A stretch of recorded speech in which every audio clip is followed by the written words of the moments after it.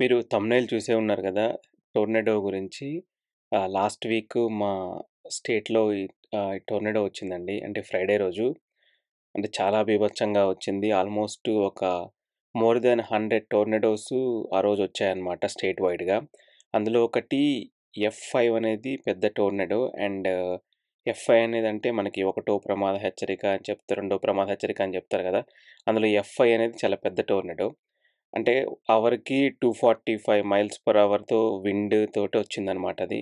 So, దానివల్ల చాలా homes పోయాయి. చాలా స్ట్రీట్స్ బ్యాడ్ అయ్యాయి. ఈ సిట్యుయేషన్ మొత్తం గూడా మా నెక్స్ట్ స్ట్రీట్‌లోనే జరిగింది.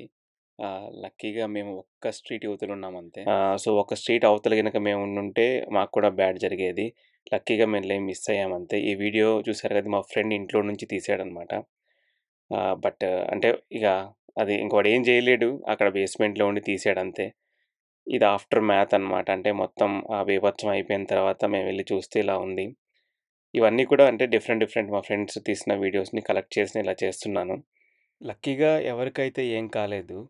అండ్ వెరీ సాడ్ అనమాట. అంటే లైక్ చాలా అన్ని ప్రాపర్టీ అంతా డ్యామేజ్ అయిపోయింది.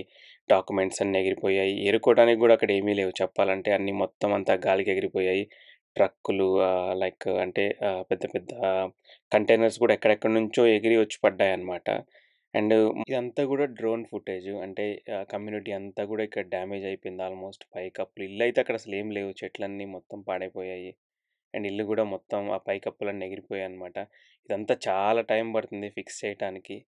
ఎట్ ద సేమ్ టైమ్ మాకేంటంటే ఆ ఫ్లైట్స్ గూడా పేపర్ ముక్కలకి ఎగిరిపోయాయన్నమాట. నేనైతే ఎప్పుడు చూడలేదు. ఎప్పుడు టోర్నడో వస్తది అంటే వచ్చినప్పుడులే, చూసినప్పుడులే అనుకున్నాను.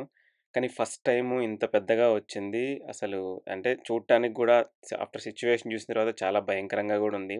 హోప్‌ఫుల్లీ ఇదంతా త్వరగా ఫిక్స్ అయ్యి అందరూ మళ్ళీ నార్మల్ లైఫ్‌కి రావాలని కోరుకుంటున్నాను.